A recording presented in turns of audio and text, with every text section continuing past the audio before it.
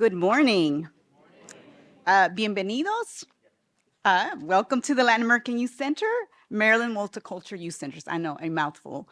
I am Lupi Quinteros Grady, and I serve as the president and CEO for the past 5 years. But I've been with this organization 26 years. The mission to support youth transitioning successfully to adulthood truly resonates with me personally. Through our multicultural comprehensive programs in Washington, D.C., Prince George's County, and Montgomery County, we serve over 4,000 youth annually and 1,000 youth in Prince George's County. Of the youth we serve, 57% are Latino, 34% are African American, and the remaining identify as African, or we also have a good population of Syrian refugees in this area in Afghanistan. So I am excited to also acknowledge our AmeriCorps members are here as well. So glad to have them with us. Yes. We are thrilled to host this press conference that focuses on the Enough Act. LAYC, MMYC, like many organizations, responded to the needs and demands of our communities during the pandemic. The aftermath of the pandemic has created wider gaps. The progress that had been made has fallen back 15 years in our communities of color. Children do not exist or live in a vacuum.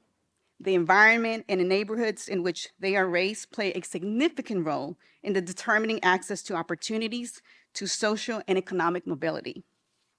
My staff is confronted each day with serious challenges facing our youth and their families, from mental health, substance abuse, homelessness, and crime. So when I read the Enough Act, I was encouraged to know that we have leaders that understand the investment that is needed in our communities right now. I am encouraged that there is a bold leadership and thinking that's taking place on behalf of under-resourced communities, and that this bill will focus on ensuring that a community builds supports for young people from cradle to career. So I now have the pleasure of introducing Walter Simmons. Walter is the founding president and CEO of Employed Prince George's and the executive director of the Prince George's County Workforce Development Board. Over the past 10 years, Walter has held various workforce development positions with local government, state government, the private sector, and nonprofit industries. Since 2016, Walter has helped Prince George's County secure over $13 million in workforce funding to create innovative workforce development programming that has helped thousands gain employment. So together, we can accomplish so much, and I'm proud to call Walter a friend and colleague. Please give Walter a warm welcome.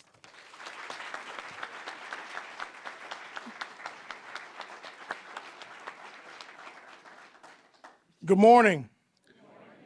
There you go. The Enough Act is another example of a collection of landmark legislation created by the Miller administration to improve our communities by making our communities safer, healthier, and more accessible to economic opportunities that have historically been out of reach to low-income and minority communities.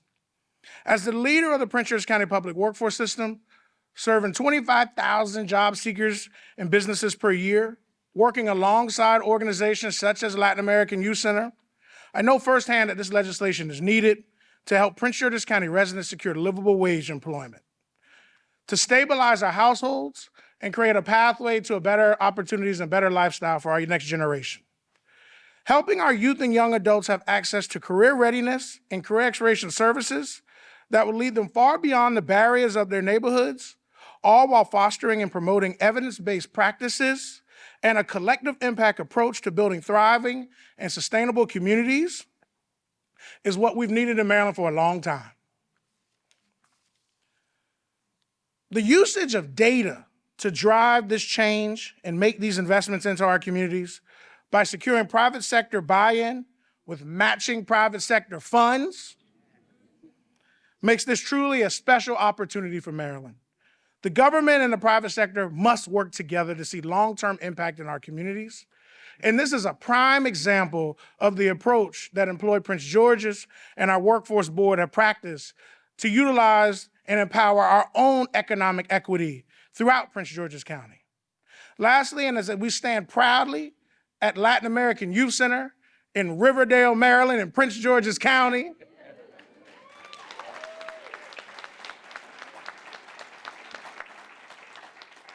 I must highlight the Hispanic community and our immigrant communities that they must be at the table for this effort. And this includes our Hispanic and immigrant businesses, faith-based organizations, and community-based organizations.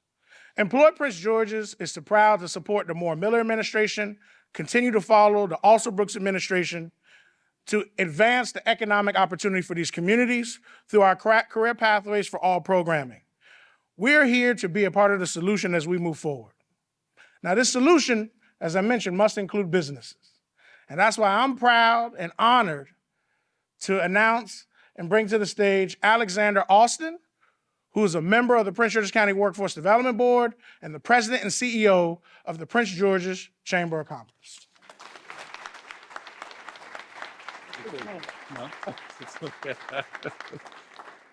Good morning, everyone. Good morning.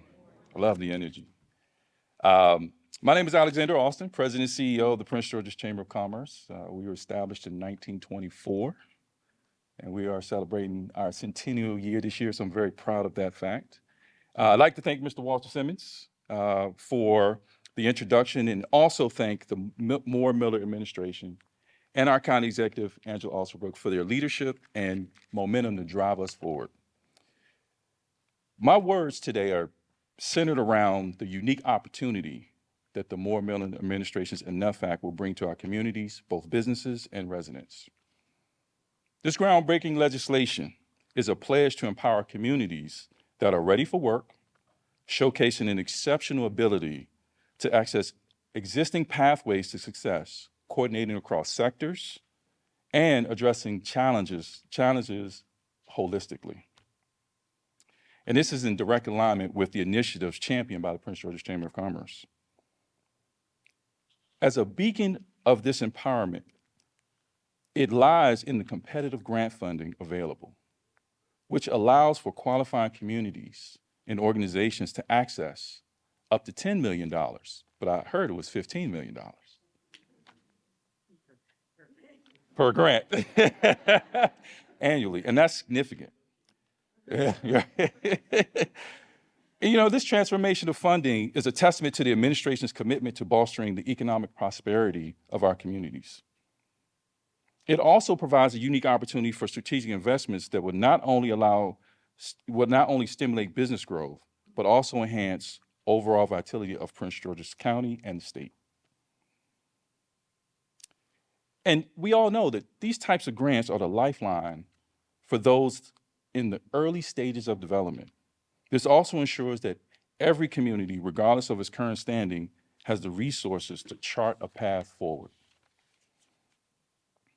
And what sets the Enough Act apart is the commitment to collaboration between public and private sectors. Heard Walter say earlier. This will not only provide state dollars, but actively engage communities to secure matching funding from the private sector at a 1-to-1 ratio. If that does not deserve a hand clap, I don't know what does. So this collaborative approach is what we at the Prince George's Chamber of Commerce see as a key driver to truly move the needle forward for businesses, our community, and our residents, emphasizing that success is a collective effort. And so, in closing, the Moore Miller administration's Enough Act is a catalyst for positive change. And in partnership with initiatives like this, we are witnessing a transformative era for our country and for our state. And this immersive opportunity gives us the ability to work hand in hand and to build a future where prosperity knows no bounds. So I thank you for this time this morning, but I want to leave you with this quote by Mr. Robert F. Smith. We're only bound by the limits of our own convictions. Let's move the needle. Thank you. Now, before I sit, I'd like to introduce Mr. Samuel Epps, Political Director of Unite Here Local 25.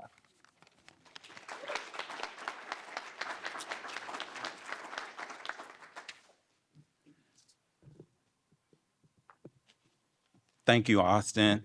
Who said business and labor couldn't be in the same room together? Now, again, I am Sam Epps, the political director of Unite Here Local 25.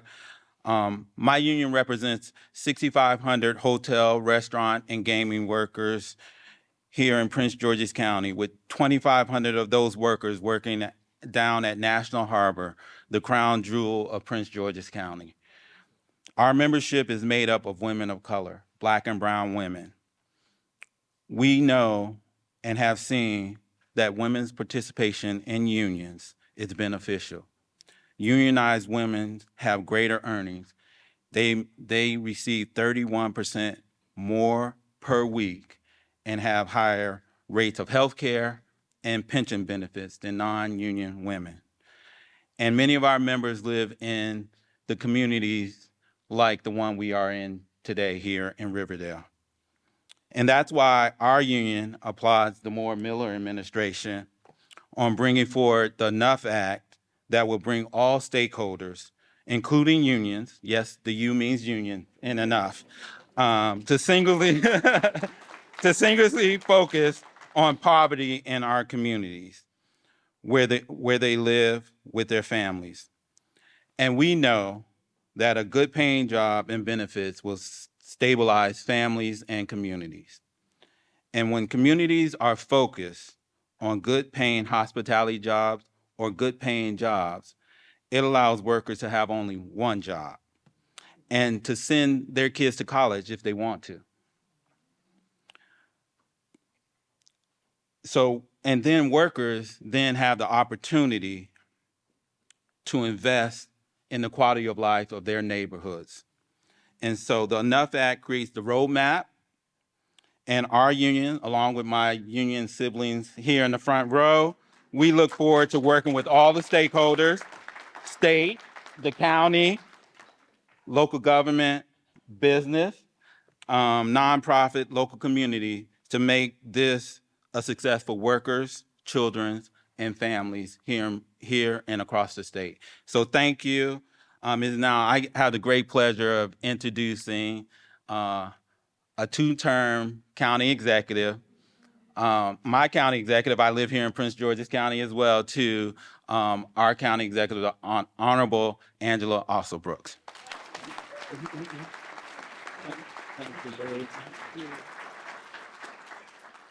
Well, good morning, everyone. What a wonderful day we have today, and I am so delighted to be here and to have in our presence our super bad Lieutenant Governor Aruna Miller, who has called us together today for such an amazing cause in support of a new transformative poverty reduction program based on evidence, the Enough Act. Nutrition, access to quality healthy food is the foundation of absolutely everything. No community on earth can thrive without dependable access to clean water and food. Here in Prince George's County, we know that some of our communities are still plagued with poverty, unable to easily access grocery stores, and sometimes forced to balance food against other competing finances. So let me be clear, no one should ever have to choose between food and keeping the lights on, between food and gas for the car, or food and books for school. Nutritious, healthy food is a right. And here in the United States of America, no one should ever have to skip a meal. In my community, we've invested in poverty reduction. During COVID-19, we launched historic programs that help provide billions of meals to combat food insecurity for homebound seniors, children, and adults who needed help meeting this most basic need.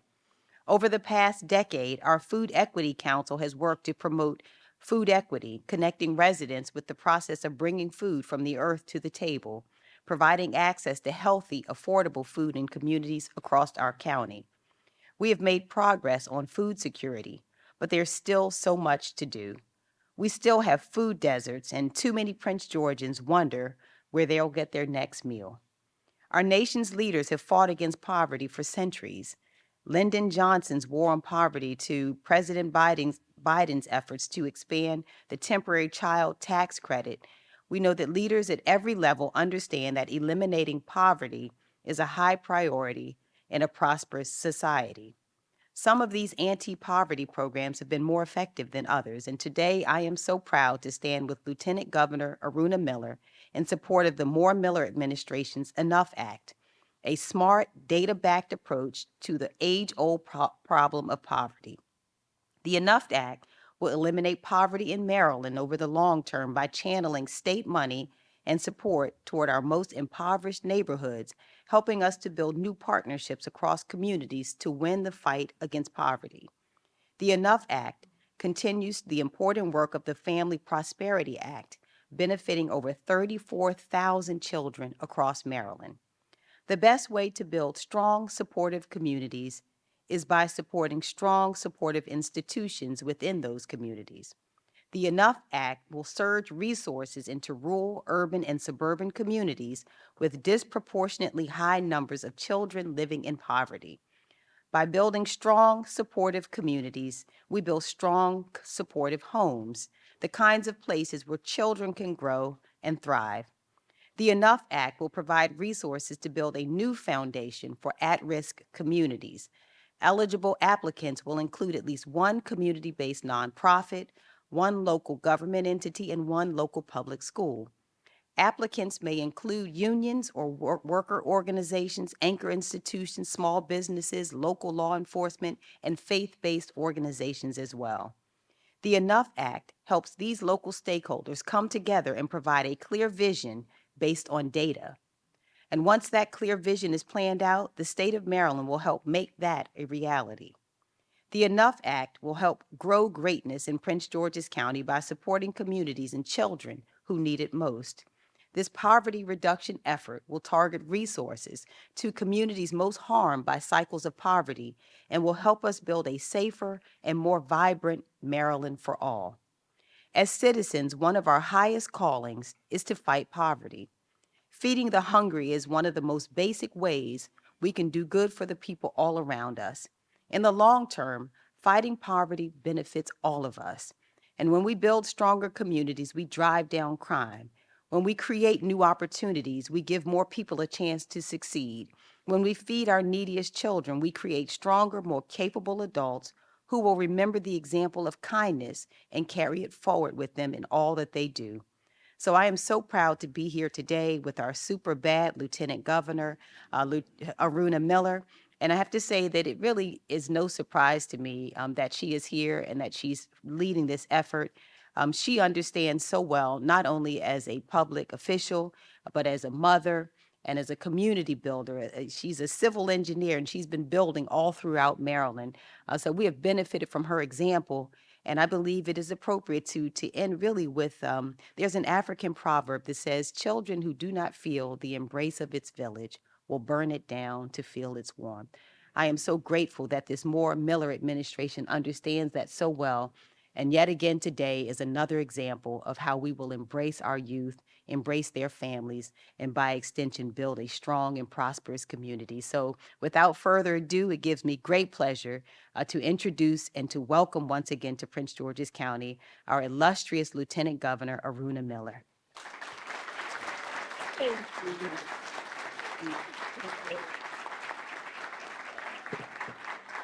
Well, good morning, Riverdale. It is so great to be here, and buenos dias to the Latin American Youth Center. I want to welcome all of you, elected officials that are here, business leaders, nonprofit, unions. Every one of you matters about what we are doing here with the Enough Act. So it's great to be in gorgeous Prince George's, with leaders who work hard each and every single day to build our communities to be stronger and more equitable. And I want to acknowledge a few of those partners in this work. The super bad county executive, Alsobrooks. She has made Prince George's County one of the most wealthiest Black majority counties in the nation. So thank you for your leadership in this. Alexandria Austin, president of the Prince George's Chamber. This man works so hard each and every day to bring businesses to Prince George's County. And I understand there's a small employer that's coming to Prince George's, bringing about 7,000 employees called the FBI. Thank you. Thank you also to Samuel Epps from Unite Here, Local 25. Maryland is strong because we're union strong, so thank you. And of course, Walter Simmons of Employee Prince George's, who has secured over $13 million in workforce funding. Thank you, Walter, for that leadership. And to Lupe Quinteros Grady, and our friends at the Latin American Youth Center. Lupe, just like you, I came to this country as an immigrant when I was 7 years old. You came from El Salvador, and I came from India, and neither one of us knew a word of English when we came to this great country. But here's the thing. Lupe actually came to the Latin American Youth Center when she was a child. And here she is, life in full circle, leading this organization now.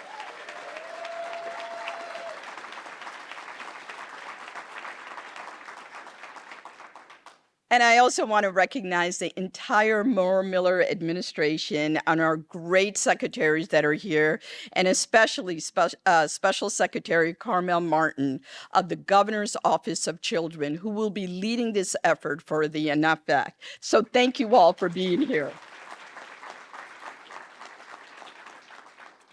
All these leaders have come together today with a shared determination to reject child poverty as an inevitable reality in Maryland. And today, we continue our work to make child poverty history and build a future where every child thrives. Look, we live in one of the wealthiest states in the wealthiest nation on earth. There is no reason why any Maryland child should be growing up at or below poverty line. But we know that far too many of our children do right now. In Maryland, statewide, 1 in 8 children are living in poverty. And there are neighborhoods right here in Prince George's County where 1 in 3 children are living in poverty. Think about how this affects our children, our families, and our communities. Think about how this affects the lives and the livelihoods in Maryland. And so today, we say enough. Enough of the dreams deferred, enough of the wasted potential, enough of the cycles of poverty in our state. The Enough Act will channel private, business, philanthropic, and state resources to communities with higher rates of generational child poverty. But the legislation isn't just about a renewed focus on poverty. It's about a new way of leading. Because here's the thing. Childhood poverty doesn't make the headlines, nor is it a simple fix. But we must bring it to the forefront and tackle it every single day. Because poverty is not a personal choice. Poverty is an outcome of flawed policies and political neglect, and not understanding that the people closest to the challenge are closest to the solution. Governor Moore has been very clear that this administration will follow the data, partner with people on the ground at grassroots, and make smart investments. That's what the NEF Act is all about. Our legislation calls on community leaders to come together and create comprehensive plans on how to make their neighborhoods better. Leaders in our communities will provide the vision, and the state will provide the support. We will provide communities with clear guidance as they put together their proposals, which should address 3 key objectives. 1, we want to create safe and thriving communities. 2, we want to support healthy and economically secure families. And 3, we want to ensure access to high-quality education and high-quality health care for our children. The Enough Act will give us a roadmap for elevating our communities, and we will lean on these roadmaps to guide our work and the work of others in state government with one mission: to tackle child poverty. Because every Maryland neighborhood has a promise, every Maryland family has a promise, and every Maryland child has a promise. And I've seen it as Lieutenant Governor, I've seen it as a mom, and I've seen it as a Marylander who loves our state, much like every single one of you. We can and we must get this right for our children, for our state, and for our future. The Moore Miller administration looks forward to partnering together with each and every one of you, because this is the only way that we can end child poverty, by engaging neighborhoods, organizations, unions, government, and households. Thank you.